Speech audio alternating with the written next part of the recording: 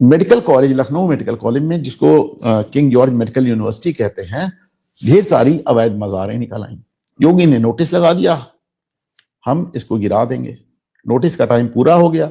आप अब भाई मेडिकल कॉलेज के अंदर आप कैसे साबित करेंगे कि वो मज़ार सही है? आज कांग्रेस अध्यक्ष, प्रदेश अध्यक्ष अजय राय कांग्रेसियों को लेकर गए, उन मज़ारों पे उन्होंने हरी चादर चढ़ा दी। अब गिराओ। तो मतलब एक जायज काम कर रहे हैं योगी, उसमें कांग्रेसियों ने जाकर हरी चादर चढ़ा दी। लेकिन योगी पीछे हटने वालों में से नहीं। आपने हाईकोर्ट को उनका जवाब देखा। संभल में आज आपको याद होगा जफर अली, जो एक एडवोकेट थे, जिनको गिरफ्तार किया गया था संभल दंगों को लेकर, काफी दिन अंदर रहे, फिर जमानत हो गई। आज उन्होंने कहा कि साहब 18 फरवरी से रमजान शुरू हो रहा है, हमें लाउड स्पीकर्स की इजाजत दी जाए।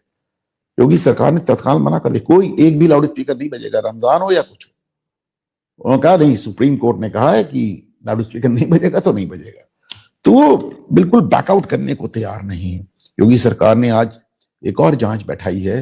बांके बिहारी मंदिर मथुरा में पता चला है कि वहां पे जो कॉन्ट्रैक्ट दिया गया है, और कई कॉन्ट्रैक्ट दिए गए हैं, कुछ मुस्लिम लोगों को दे दिए गए हैं।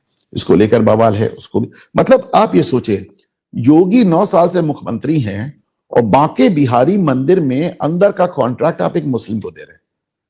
आप सोचिए कैसे अधिकारी होंगे, कितना दुस्साहस होगा, कितना बेखौफ, कितना बेलौस ये अधिकारी हैं, ये ब्यूरोक्रेट्स इंडिया।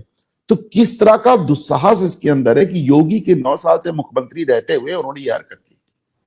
मतलब अखिलेश की सरकार में तो आजम खान के कहने पे अधिकारियों ने बांके बिहारी मंदिर की जमीन ही कब्रिस्तान के नाम पे कर दी थी।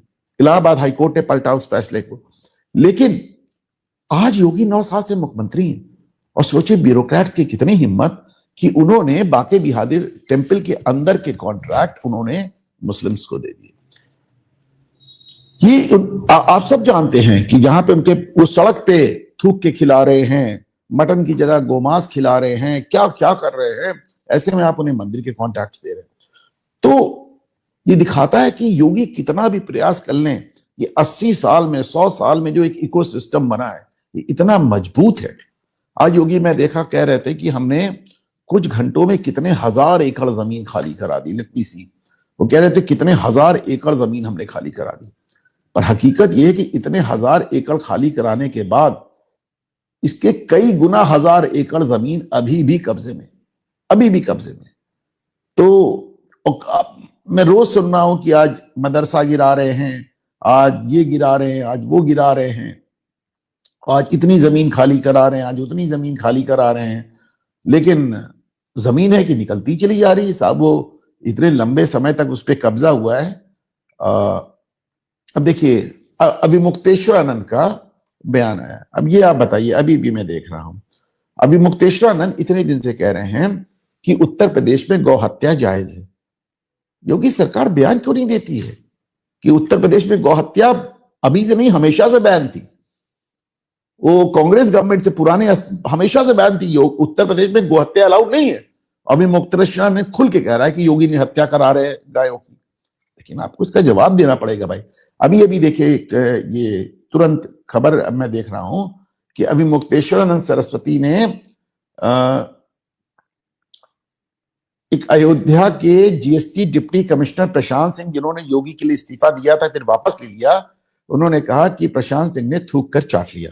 ये भाषा आपको शंकराचार्य की लगती है? ईमानदारी से सोचें, क्या ये शंकराचार्य की भाषा है या होनी चाहिए?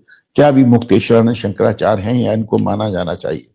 तो ये जो चारों तरफ से एक सिस्टम बैठा हुआ है, योगी एक अब आज एक नई एक उन्होंने शुरू कर दिया भाई। अभी मुक्तेश्वरानंद ने, आप सोचिए, अभी मुक्तेश्वरानंद ने प्रयागराज छोड़ने से पहले 2027 के माघ मेले में अपनी नोटिस दे दी कि मैं 2027 में भी आ रहा हूं। मैंने आपसे कहा था ना कि यह मामला तब तक दब जाएगा। ये बंदा आके अब 2027 में भी ड्रामा करेगा, धरना देगा। मैं 2 बातें योगी सरकार से कहना चाहता हूं। एक तो सुप्रीम कोर्ट से कहिए कि अभी मुक्तेश्वरानंद का मुकदमा तय कर दें, बता दें ये शंकराचार्य है या नहीं। अब आप सोच कर देखें, 1970 से मुकदमा चलता रहा और शंकराचार्य बने रहे स्वरूपानंद सरस्वती। स्वरूपानंद सरस्वती कौन थे? अभी मुक्तेश्वरानंद के गुरु।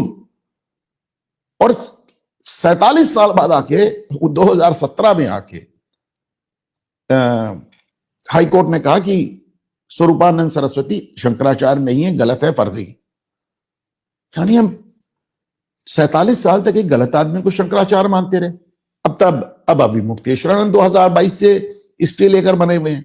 सरकार को कोर्ट जाना चाहिए भाई ना, कि आप बताइए 4-4, 5-5 दशक बाद आप कह देते हैं कि ये आदमी शंकराचार्य नहीं था, तो 120 करोड़ हिंदुओं को ये जानने का हक है या नहीं है कि उनका शंकराचार्य कौन है, और जो है वो असली है या फर्जी है। आप अभी अभिमुक्तेश्वरानंद बने रहेंगे 20 साल 25 साल, उसके बाद कोर्ट कह देगी नहीं ये तो फर्जी है, तो गलत है, फिर क्या होगा? तो इनका मुकदमा तत्काल तय होना चाहिए, बल्कि ये जो अगले साल आ रहे हैं माघ मेले, उसके पहले तय होना चाहिए। मोटी बात यह है कि योगी एक इकोसिस्टम चला रहा है, उस इकोसिस्टम में सब कोई, पुलिस है, ब्यूरोक्रेट्स है, अभिमुक्तेश्वरानंद जैसे लोग हैं, सरकारी अधिकारी है, पुलिस अधिकारी है, विपक्ष तो है ही। अभिमुक्तेश्वरानंद खुद ही इस समय नेता विपक्ष बने हुए हैं, और आप अक्सर देखते हैं जुडिशरी से भी इस तरह के आदेश आते रहते हैं। बहरहाल योगी पीछे हटने वालों में से नहीं। अब आते हैं सर 2 बड़ी खबरें। एक तो